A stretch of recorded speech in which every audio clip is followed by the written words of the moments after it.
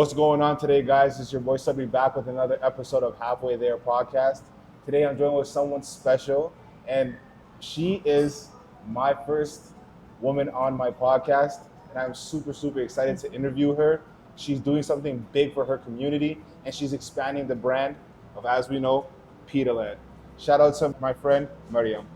How are you? Good, thank you. Thanks for having me. Of course, always. I love speaking to interesting people. When I was going through the social media and I was looking for people to connect to, I was like, this is something that definitely aligns with what I want to do. You know what I mean? So, Nice. I really want to get into a little bit deeper, about who you are, and just like your early childhood, from getting you to where you were to where you are right now. Right? So, who are you? Who's Mariam? So Mariam, my name is Mariam Sharifi. Mm-hmm. I am Afghan, so my background is Afghan. I grew up in Toronto. I came to Toronto, I was 2-3 years old, very young. Mm-hmm. So Toronto's all I know, right? We bounced, as I'm sure many immigrants, we bounced around. We went from, neighborhood to neighborhood. Do you want to know the neighborhoods? Does it matter? Okay. It doesn't matter. Doesn't I don't really want to rep anywhere. We're not repping People don't need to anything. know. We went from neighborhood to neighborhood, and actually my background's in education. So I studied education. I worked for a school board, very close in the area. And I never thought I would end up in the restaurant business. I loved business. Business was always something I've loved. My father has had many other businesses. He owned a convenience store by Pickering High when I was in high school. And I helped him with that. He's had many other ventures in the past, which I stood by him throughout the whole thing. In college, I actually opened up my own online boutique, and it was more fashion, jewelry, all of that, and it did very well.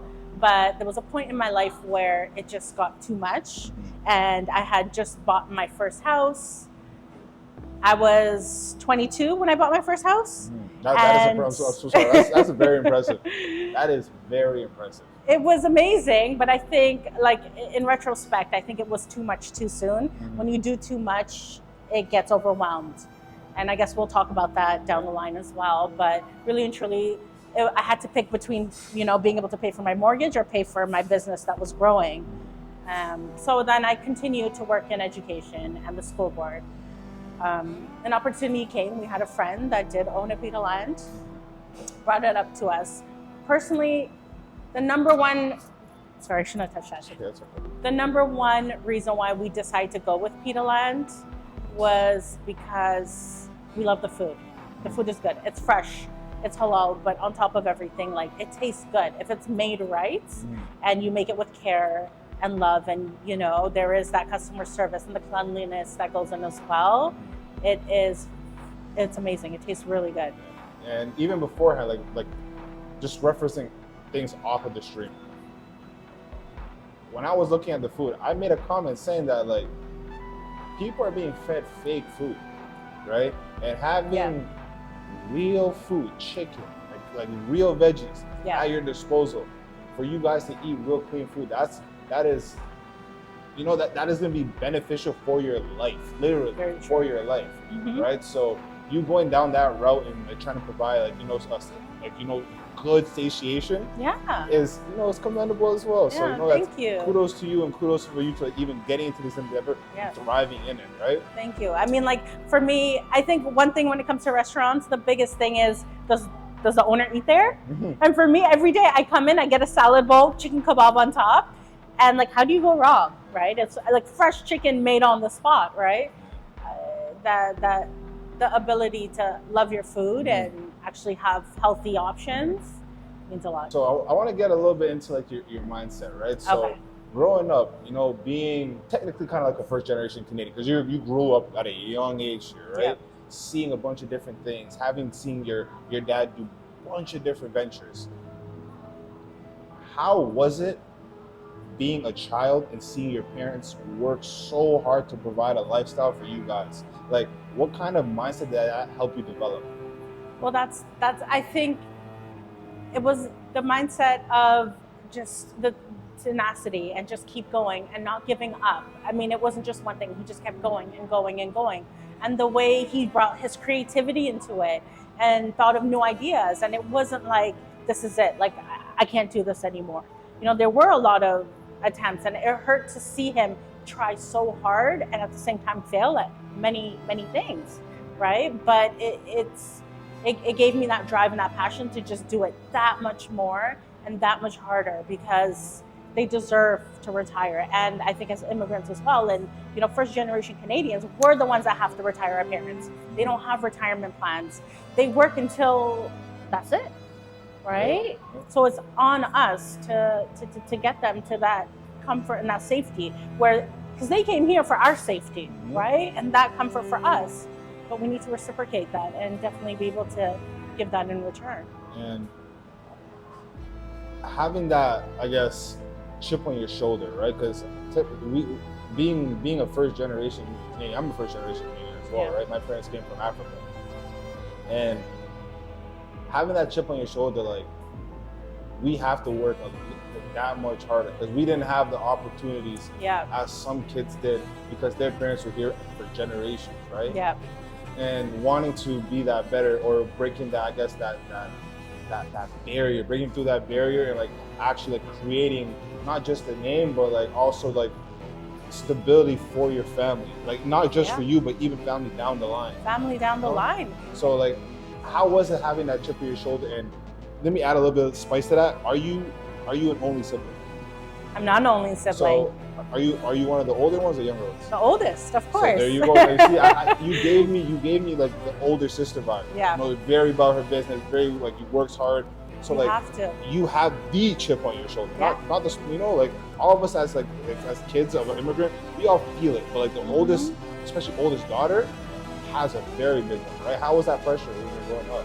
You know, and it comes with being your parents' right hand, right? And going through all of the struggles with them. It makes that chip just that much bigger and that much stronger. And we don't do it just for us or our parents. We do it for the siblings. We do it for the cousins. We do it for the nieces and nephews, right? It pushes you to just go that much harder and that much stronger.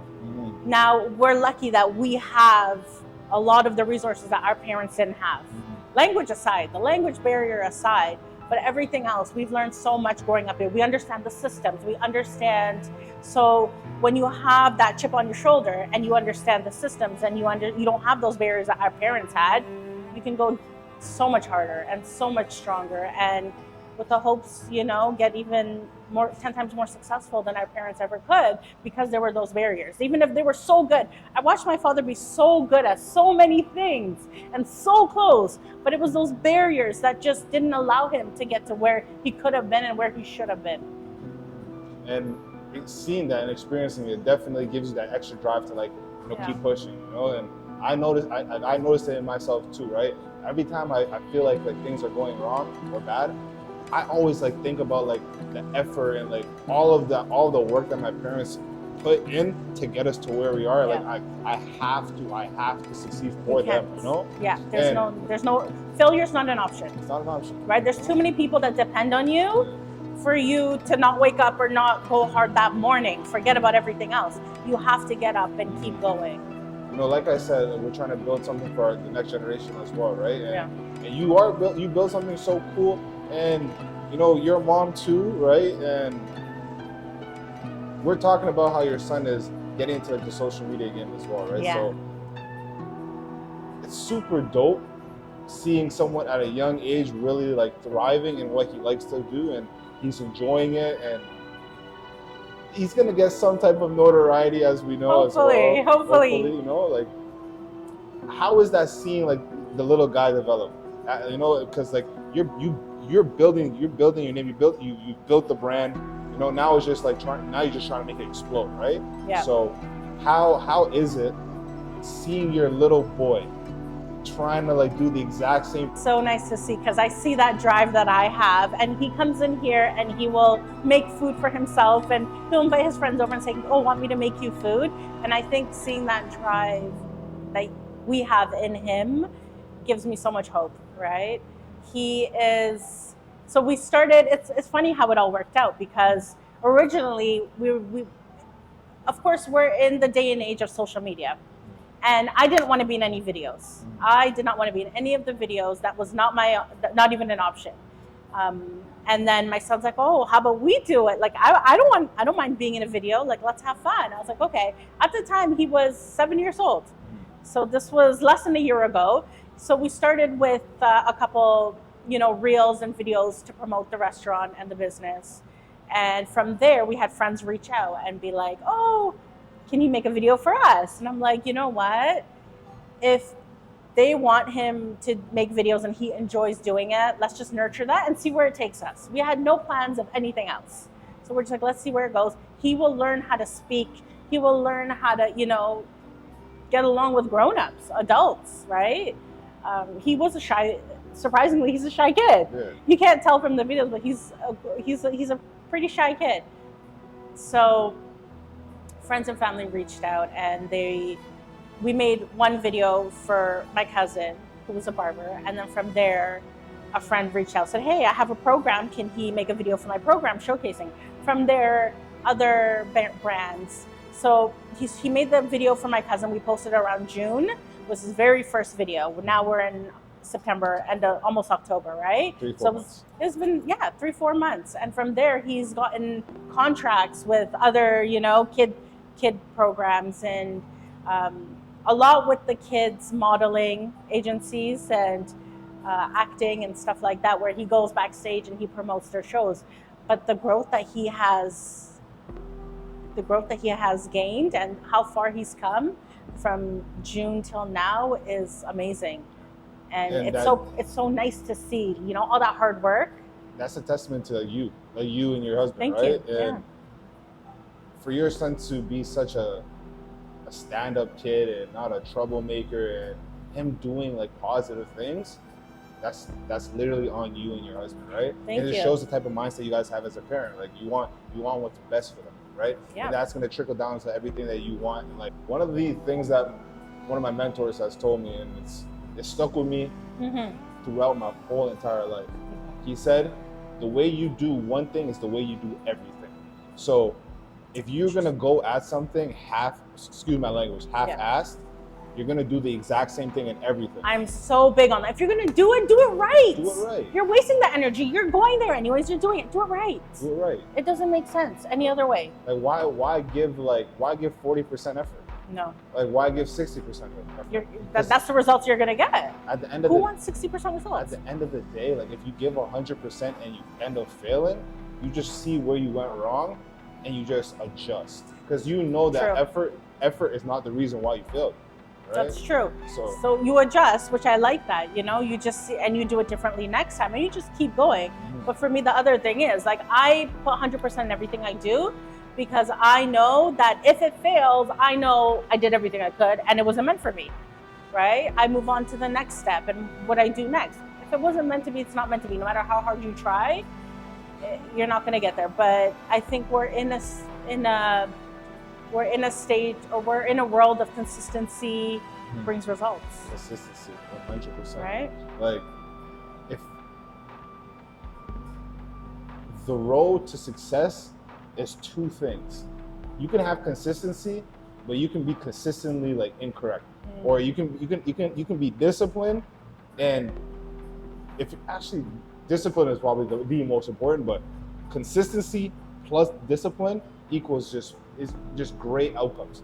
It's like, if you're constantly doing something out of pure validation, or if you're doing something because of this, or you're doing something because of that, and you don't have a core rooted reason that's keeping you accountable and you're disciplined towards that accountability, you'll never be successful. Now I want to add something to that. I agree 110%, but I also think you need to have open-mindedness. Yeah. Because if you have tunnel vision and your mind is stuck on one thing, you're gonna let a lot of opportunities go by 100%. because you refuse to accept anything new, 100%. right? So I think that's where we came. I don't mean discipline in that sense. Yes, I mean more discipline, like what needs to get done, right? And and things are gonna come along the journey, right? And if it's a positive effect, you by all means do it, 100%. right? And that's what discipline is. Like you have a roadmap to like your goal, right? And you have to have that intention. You have to have the right intention. You have to, because at the end of the day, no matter what stage in life you're at, there's always more to do. right? Very And true. that's the meaning of being halfway there, you know, because like you once you reach that landmark, what's next? You have to keep stacking those wins. Exactly. Right? You have to keep stacking those wins. Mm-hmm. And on your journey, like what were those wins, or what were some memorable things that you went through or experienced to help you get to PitaLand, to help you say, yeah, this is the next thing I needed to do? I think the first step was getting that home, right?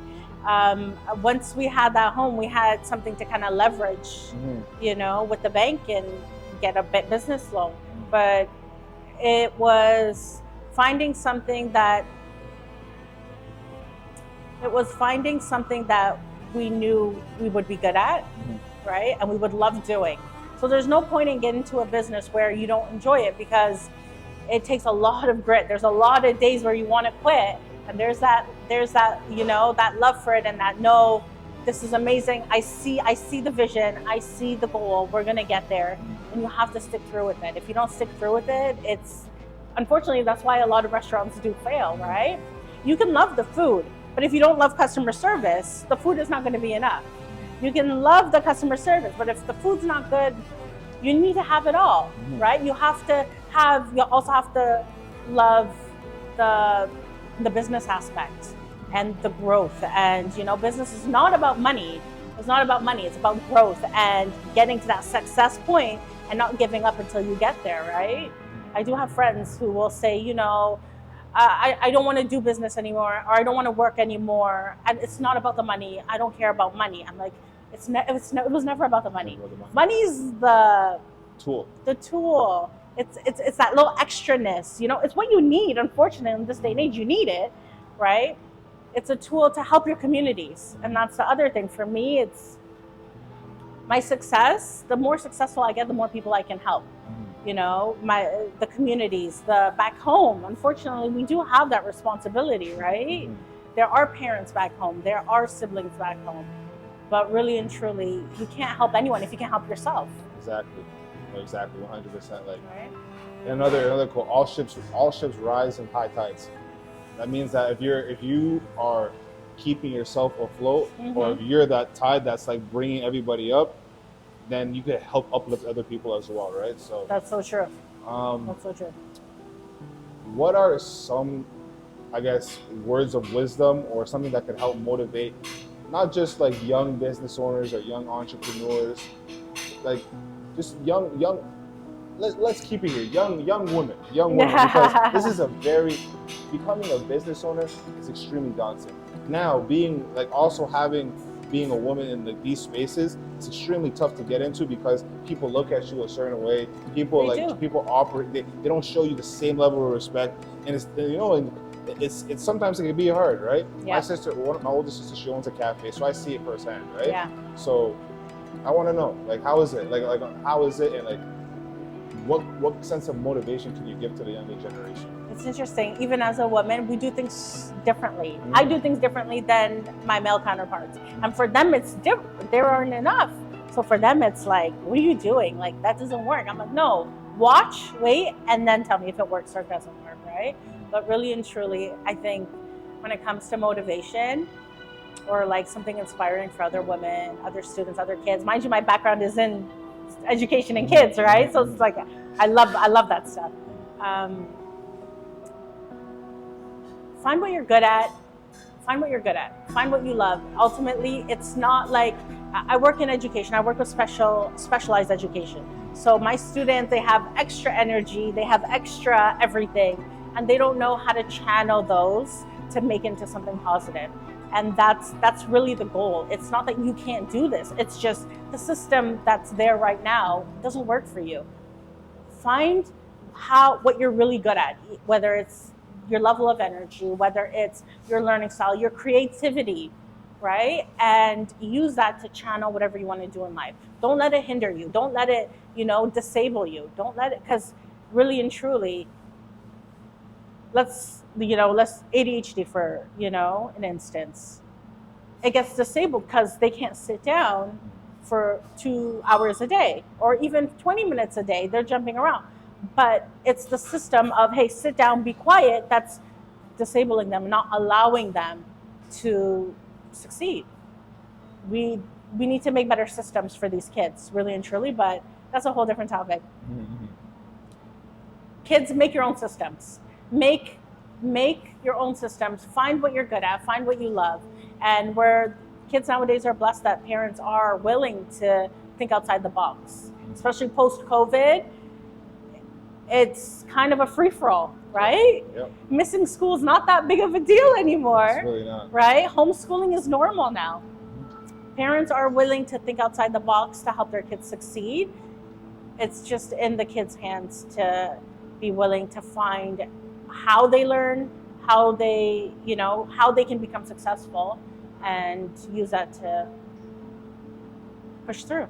Do you have any aspirations on opening up any other locations, or are you solely focused on this location right now? No, I would love to grow. You have to grow? I would love to grow.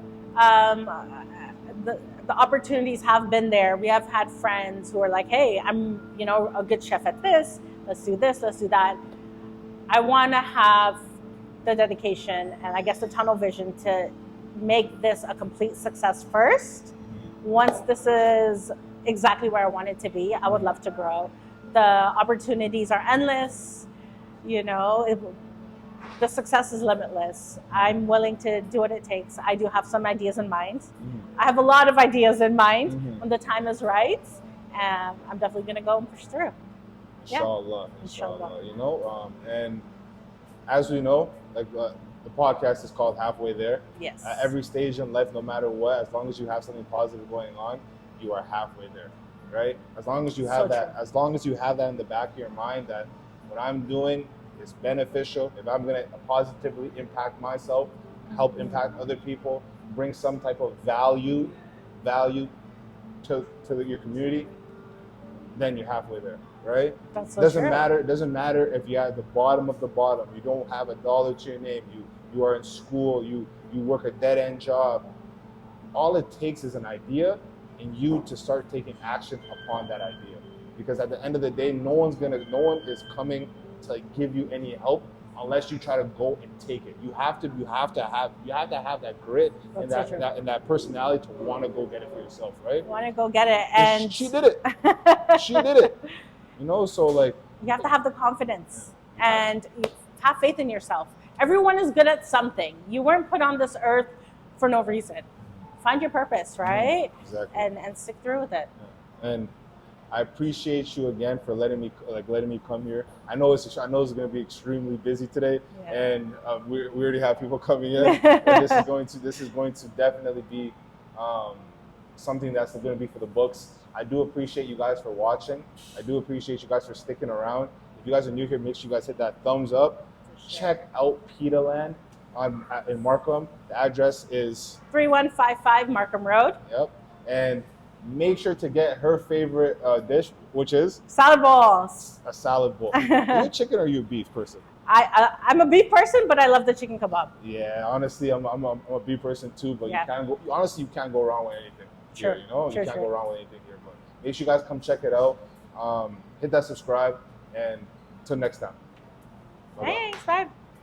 Thank you so much. Thank you.